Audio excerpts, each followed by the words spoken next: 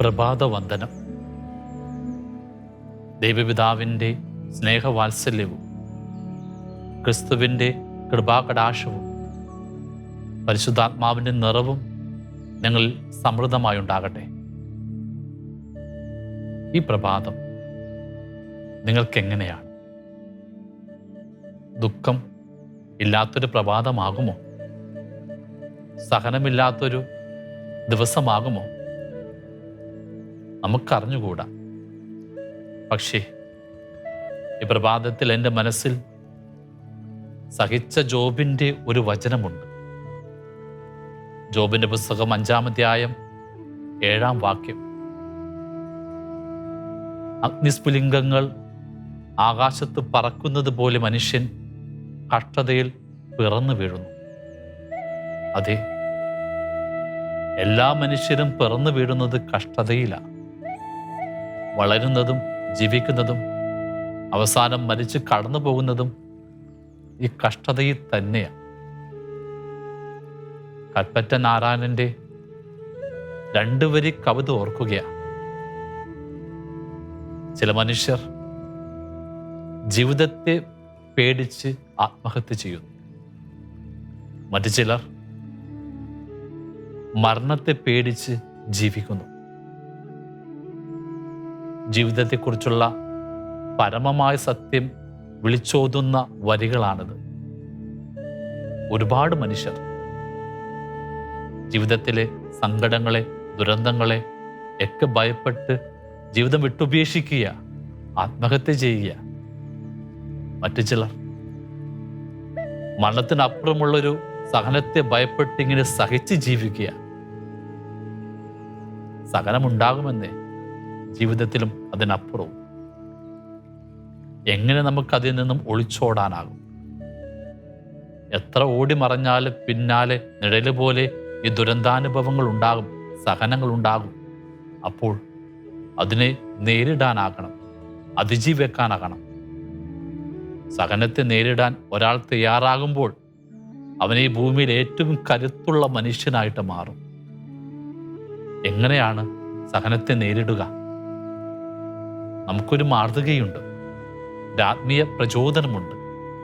അത് മറ്റാരുമല്ല, യെശയ്യാ പ്രവാചകൻ സഹനപുത്രൻ എന്ന് വർണ്ണിച്ച ക്രിസ്തു തന്നെ. അവൻ എങ്ങനെയാണ് സഹനത്തെ നേരിട്ടത്, അതിജീവിച്ചത് എന്നത് തന്നെയാകട്ടെ ഈ പ്രഭാതത്തിലെ ദാനചിന്ത. ക്രിസ്തു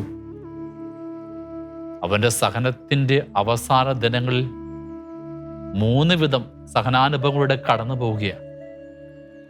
ആദ്യത്തേത് പിശാചിൻ്റെ പ്രലോഭനമാണ്. അതൊരു സഹനം തന്നെയാണെന്നേ. പിന്നെ മനുഷ്യരുടെ ദുഷ്ടതയാണ്, അതും സഹനമാണ്. ഒടുവിൽ 3-ാമതായി ദൈവത്തിൻ്റെ നിശബ്ദത. എല്ലാ സഹനങ്ങളത്തേക്കാൾ കഠിനമാണ് ദൈവത്തിൻ്റെ നിശബ്ദത. അതും ഈ പുത്രൻ നേരിടുന്നുണ്ട്. ഈ 3 സഹനവും അവൻ നേരിട്ടത് വളരെ സാമ്യം തോന്നുന്ന 3 ഇടങ്ങളിൽ വെച്ചാണെന്ന് ഓർക്കണം. ആദ്യത്തേത് ഗസ്തമനിയ, ഒലിവ് തോട്ടം. 2-ാമത്തേത് ഗബാത്തയ. 3-ാമത്തേത് ഗാഗുൽത്തായ. ഈ 3 ഇടങ്ങളിലും അവൻ ഒരുപാട് സഹനാനുഭവങ്ങളുടെ കടന്നുപോയി. ആദ്യത്തേത് ഗസ്തമൻ തോട്ടം, ഒലിവ് തോട്ടം. അവൻ നേരിട്ട ആ സഹനാനുഭവം പിശാചിൽ നിന്നാണെന്നേ. ഓർക്കണം, പർദീസയുടെ തോട്ടത്തിൽ ആദത്തിനും ഹവ്വായ്ക്കും പ്രലോഭനമായി വന്ന അതേ സർപ്പമെന്ന സാത്താൻ ഇപ്പോൾ ഇതാ ഒലിവ് തോട്ടത്തിലേക്ക്, ആ ഗസ്തമൻ തോട്ടത്തിലേക്ക് കടന്നു വരികയാണ്, യേശുവിനെ തളർത്താൻ. സഹനത്തെക്കുറിച്ച് ഓർമ്മിപ്പിച്ച്, കുരിശുമരണത്തിൻ്റെ തിക്താനുഭവത്തെക്കുറിച്ച് ഓർമ്മിപ്പിച്ച് അവനെ തളർത്താൻ ശ്രമിക്കുന്നൊരു ദുഷ്ടാരോപി ആ തോട്ടത്തിൽ ഉണ്ടായിട്ടുണ്ട്. അവൻ അങ്ങനെ ഒന്ന് തളർന്നു പോയത് കൊണ്ടല്ലേ അവൻ ദൈവപിതാവിനോട് ഇങ്ങനെ അപേക്ഷിച്ചതും, കഴിയുമെങ്കിൽ ഈ പാനപാത്രം എടുത്തു മാറ്റണമേ എന്ന്. ഒരല്പസമയം അവൻ്റെ ഹൃദയമൊന്ന് ചാഞ്ചാടി, ആ പ്രലോഭനത്തിലേക്കൊന്ന് വീഴാൻ ശ്രമിച്ചു. എന്നാൽ സാത്താൻ്റെ പ്രലോഭനത്തെ അവൻ അതിജീവിക്കുന്നു. ഉടനെ തന്നെ അവൻ പറയുന്നു, എങ്കിലും എൻ്റെ ഇഷ്ടമല്ല, നിന്റെ ഇഷ്ടം നിറവേറട്ടെ. നിശ്ചയമായും അവിടെ ആ ദുഷ്ടാരൂപി ഉണ്ടായിരുന്നു. അതുകൊണ്ടാണ് ഉറങ്ങിക്കിടന്ന ശിഷ്യന്മാരോട് യേശു പറഞ്ഞത്, പ്രലോഭനത്തിൽ അകപ്പെടാതിരിക്കാൻ ഉണർന്നിരുന്ന് പ്രാർത്ഥിക്കാൻ. അതിൻ്റെ അർത്ഥം യേശു പ്രലോഭിതനായി പിശാചിനാൽ.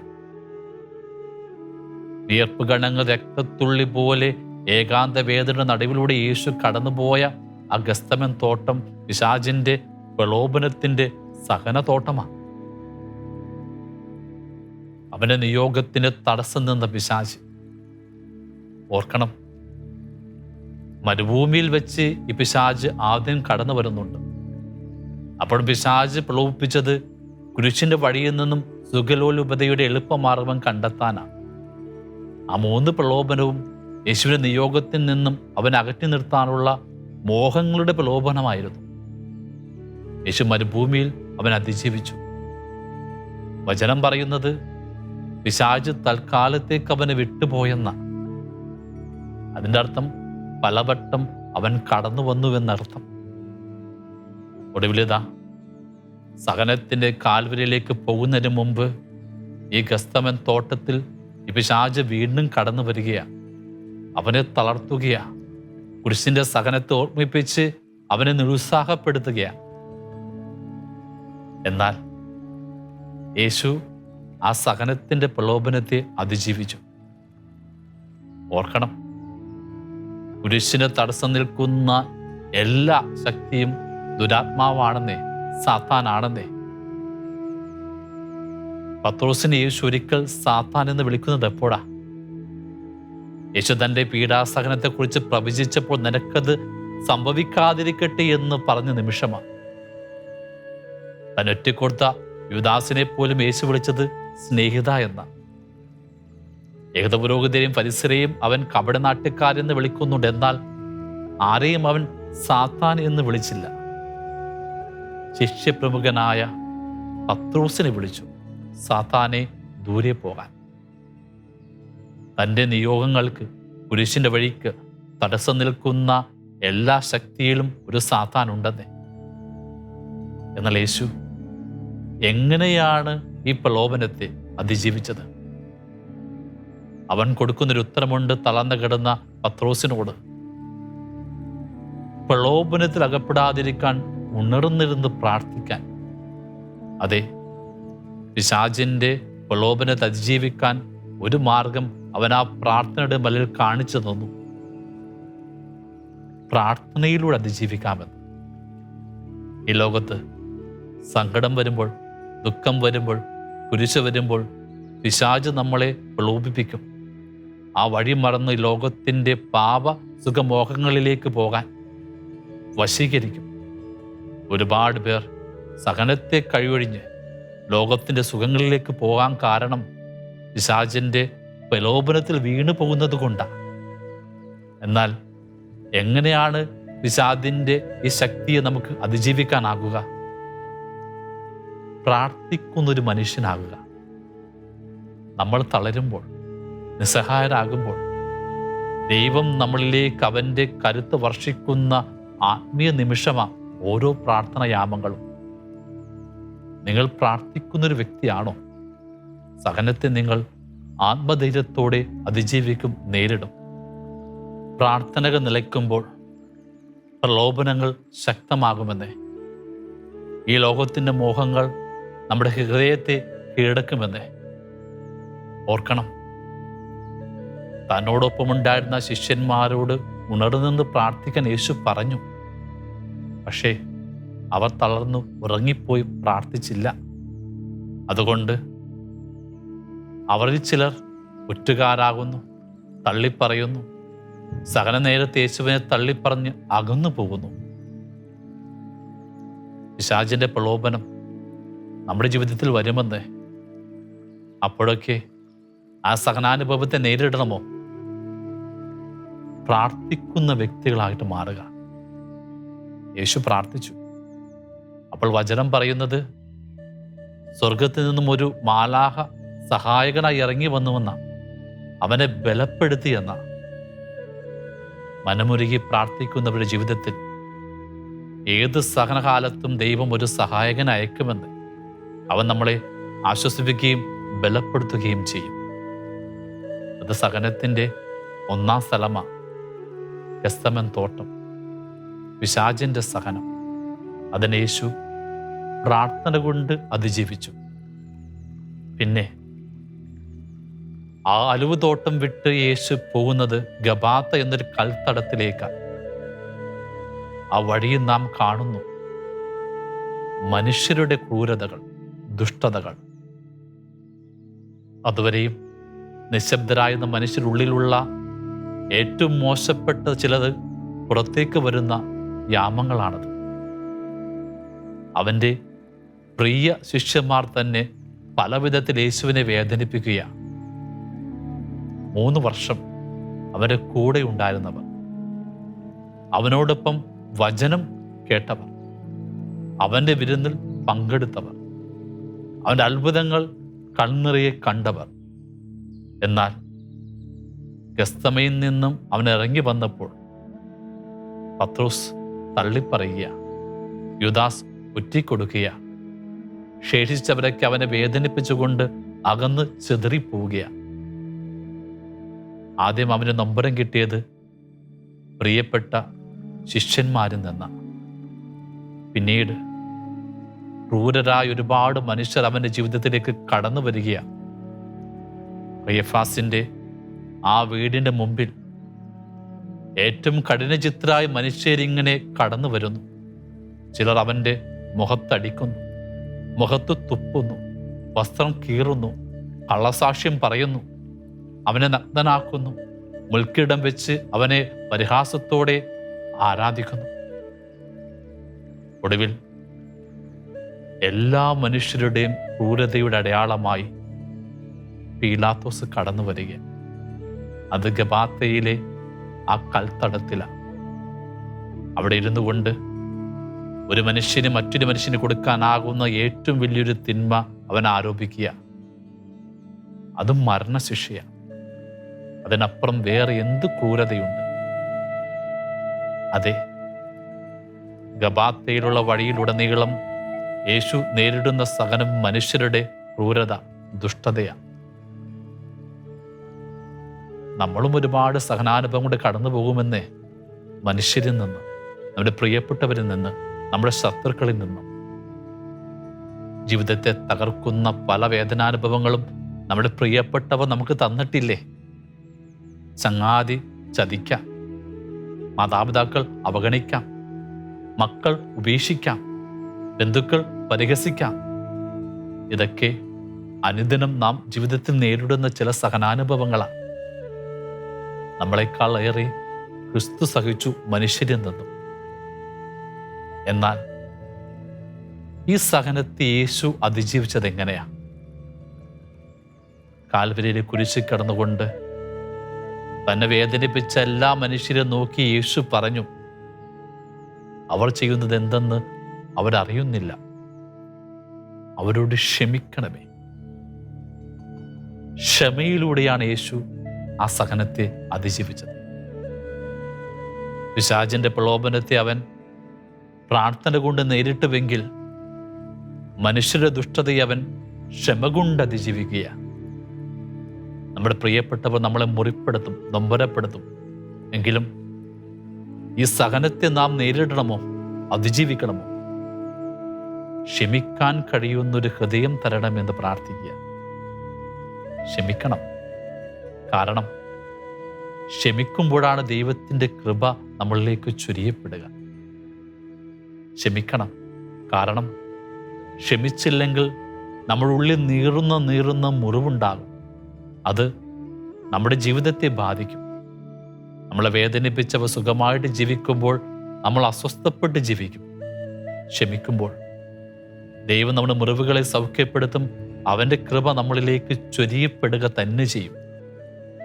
ആകയാൽ നമ്മളെ വേദനിപ്പിച്ച ഓരോ വ്യക്തികളോടും ക്ഷമിക്കാനുള്ള കൃപ തരണമേ എന്ന് ഈ പ്രഭാതത്തിൽ പ്രാർത്ഥിക്കൂ. ഒടുവിൽ ക്രിസ്തു കടന്നു പോകുന്ന മൂന്നാമത്തെ സഹനയിടം അത് ഗാഗുൽത്ത മലയാണ്. അവിടെ അവൻ നേരിട്ട സഹനം ഏറ്റവും കഠോരമായ സഹനമാണ്. അത് ദൈവപിതാവിൻ്റെ നിശബ്ദതയാണ്. ആ കാൽവരിയിൽ കുരിശിൽ അവനിങ്ങനെ പിടഞ്ഞ് മരിക്കുമ്പോഴും അവൻ്റെ ഉള്ളിലുള്ള അവസാനത്തെ പ്രതീക്ഷ ദൈവപിതാവിൻ്റെ ഒരു സാന്നിധ്യമായിരുന്നു, ഒരു സ്വരമായിരുന്നു. പക്ഷേ ദൈവം ഇടപെട്ടില്ല. വേദനിപ്പിക്കുന്നൊരു നിഗൂഢതയായിരുന്നു, നിഗൂഢമായൊരു നിശബ്ദതയായിരുന്നു. ആ വേദനയിലാണ് ചങ്ക് പൊട്ടി യേശു അവസാനം ഇങ്ങനെ പരാതിപ്പെട്ടത്, ഏലി ഏലി ലാമ സബക്താനി, എന്തുകൊണ്ട് പിതാവേ നീ എന്നെ ഉപേക്ഷിച്ചു? ഓർക്കണം, ജീവിതത്തിൻ്റെ പല മേഖലകളിലും ദൈവപിതാവിൻ്റെ സ്വരം കേട്ട പുത്രനാണ് അവൻ. ജോർദാൻ നദിയിൽ സ്നാനം സ്വീകരിച്ചപ്പോൾ സ്വർഗം തുറന്ന് പിതാവിൻ്റെ സ്വരം കേട്ടവൻ. താബോറിൽ രൂപാന്തരപ്പെട്ടപ്പോൾ ദൈവ സാന്നിധ്യം ഉണ്ടായവൻ. പലവട്ടം ആ പിതാവ് തൻ്റെ കൂടെയുണ്ടെന്ന അവബോധത്തിൽ മുന്നോട്ട് പോയവൻ. ഇപ്പോഴിതാ കാൽവരിയിൽ ഏറ്റവും കൂടുതൽ പിതാവിൻ്റെ സാന്നിധ്യം ആഗ്രഹിച്ച നിമിഷം അവനില്ല, അവൻ്റെ നിശബ്ദത. പിശാചിന്റെ പ്രലോഭനങ്ങളെ പ്രാർത്ഥിച്ച് നേരിട്ടവൻ, മനുഷ്യരുടെ ക്രൂരതയെ ക്ഷമ കൊണ്ട് നേരിട്ടവൻ. ഒടുവിലിതാ ഏറ്റവും കഠോരമായൊരു സഹനാനുഭവം കൂടെ കടന്നു പോവുകയാണ്, ദൈവപിതാവിൻ്റെ നിശബ്ദത. അതിനെ അവൻ എങ്ങനെയാണ് നേരിട്ടത്? ഓർക്കണം, ദൈവപിതാവിൻ്റെ സാന്നിധ്യമില്ലാതിരിക്കുമ്പോഴും ഈ പുത്രൻ ഉറപ്പ, മേഘങ്ങൾക്ക് മറയിൽ ആ പിതാവ് തന്നെ കാണുന്നുണ്ടെന്ന്. ആ വിശ്വാസത്തിൻ്റെ ബലത്തിൽ ഈ പുത്രൻ അവസാനമായി പറഞ്ഞത് എന്താ?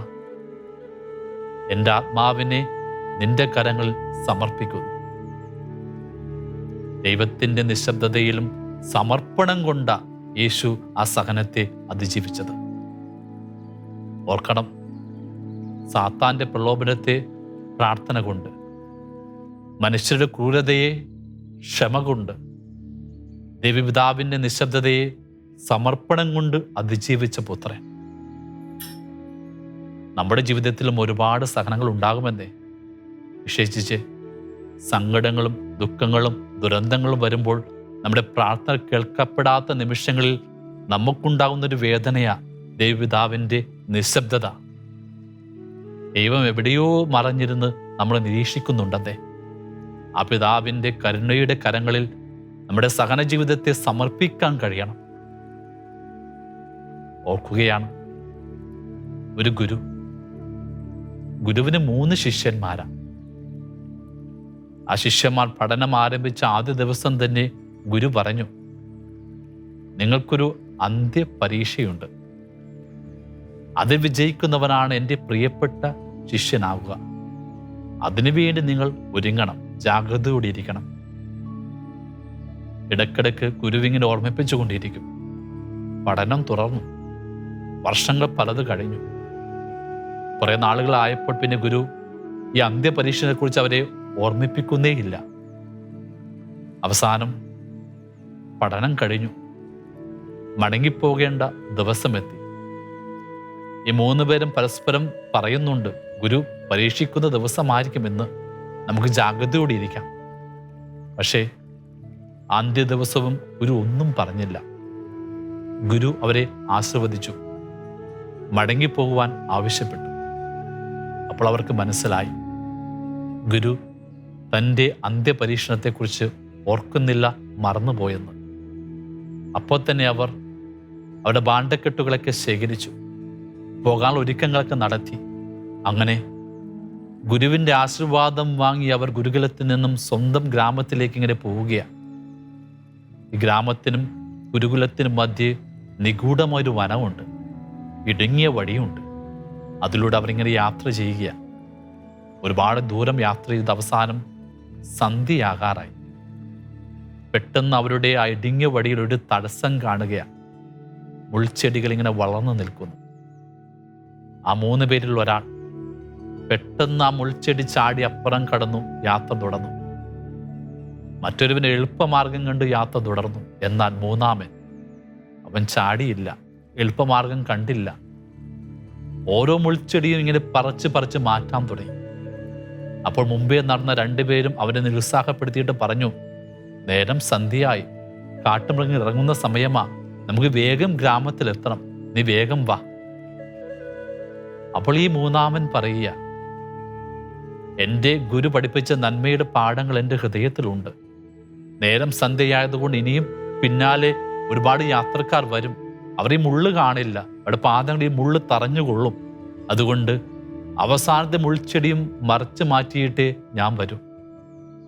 അപ്പോഴിതാ സ്വന്തക്കാട്ടിൽ മറഞ്ഞിരുന്ന ഗുരു പുറത്തു വരിക.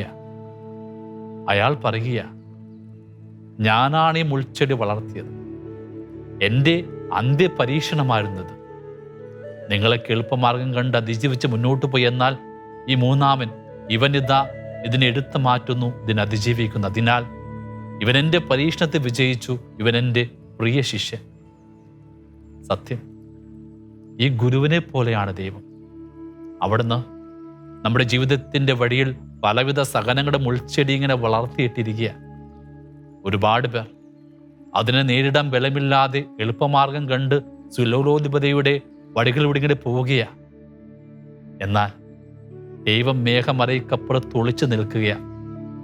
ആരാണ് ഇതിനെ സ്വീകരിക്കുക? ആരാണ് ഇതിനെ അതിജീവിച്ച് മുന്നോട്ട് പോവുക? സഹനത്തെ എതിർക്കാതെ സ്വീകരിച്ച് അതിനെ അതിജീവിക്കുന്നവരാ ദൈവത്തിൻ്റെ പ്രിയപ്പെട്ട മക്കളായിട്ട് മാറുക. ഓർക്കണം, യേശു കടന്നു പോയതുപോലെ ജോബും ഈ 3 സഹനങ്ങളിലൂടെ കടന്നു പോകുന്നുണ്ട്. ആദ്യം സാത്താൻ്റെ ഇടപെടല. സാത്താൻ കടന്നു വന്നപ്പോൾ അവൻ്റെ മക്കൾ കൊല്ലപ്പെടുന്നു, അവൻ്റെ സമ്പത്ത് നഷ്ടപ്പെടുന്നു, അവൻ്റെ ദാസിദാസന്മാർ ഇല്ലാതെയാകുന്നു, അവൻ്റെ ശരീരം രോഗം കൊണ്ട് നിറയുന്നു. ആദ്യത്തെ പ്രലോഭനം സഹനത്തിലൂടെയാണ്. പിന്നീട് അവൻ്റെ പ്രിയപ്പെട്ട സുഹൃത്തുക്കൾ, ഭാര്യ, മനുഷ്യരുടെ ദുഷ്ടതയാണ് അവർ കാണുന്നത്. ഭാര്യ പറയുന്നുണ്ട്, നീ ശപിച്ച് മരിക്കാൻ. സുഹൃത്തുക്കൾ ന്യായവാദങ്ങൾ പറഞ്ഞവനെ നിരുത്സാഹപ്പെടുത്തുന്നു. അങ്ങനൊരു സഹനാനുഭവങ്ങളിലൂടെ ജോബ് കടന്നുപോയി. ഒടുവിൽ ദൈവം തന്നെ ഇടപെടുകയാണ്. ഉത്തരമില്ലാത്ത ഒരുപാട് ചോദ്യങ്ങളോടെ ജോബിനെ വിഷമിപ്പിക്കുക, സങ്കടത്തിലാക്കുകയാണ്. യേശുവിനെ പോലെ, ജോബിനെ പോലെ നമ്മുടെ ജീവിതത്തിൽ ഈ 3 സഹനങ്ങൾ ഉണ്ടാകുമെന്നേ. പിശാചിൻ്റെ പ്രലോഭനം, മനുഷ്യരുടെ ദുഷ്ടത, ദൈവത്തിൻ്റെ നിശബ്ദത. യേശു ആ 3നെയും അതിജീവിച്ചത് എങ്ങനെയാ? പ്രാർത്ഥനയിലൂടെ, ക്ഷമയിലൂടെ, ആത്മസമർപ്പണത്തിലൂടെ. യേശുവേ, നീ നിന്റെ സഹനത്തെ അതിജീവിച്ചതുപോലെ ഞങ്ങൾക്ക് ഞങ്ങളുടെ സഹനങ്ങൾ അതിജീവിക്കാനുള്ള കരുത്തുത. ഈ പ്രഭാതത്തിൽ ഞങ്ങൾ ഞങ്ങളുടെ കഷ്ടതയെ അതിജീവിക്കുവാൻ നിന്റെ ജീവിതം ഒരു പ്രചോദനമായി മാറട്ടെ, ആത്മീയ കരുത്തായിട്ട് മാറട്ടെ. ദൈവം നമ്മളേവരെയും അനുഗ്രഹിക്കട്ടെ. സ്തുതിയായിരിക്കട്ടെ.